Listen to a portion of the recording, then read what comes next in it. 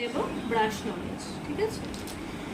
তো বেসিক যেগুলো সেগুলো আগে আমি শেখাবো।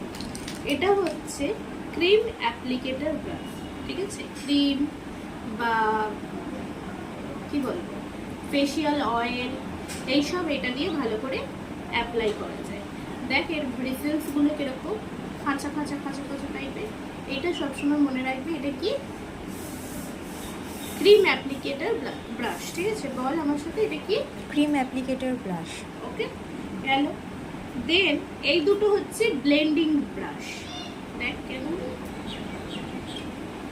ফাফা টাইপের, ঠিক আছে? এই দুটো হচ্ছে ব্লেন্ডিং। এটা দিয়ে আমরা ক্রিম মানে ফাউন্ডেশন ব্লেন্ড করি, ঠিক আছে?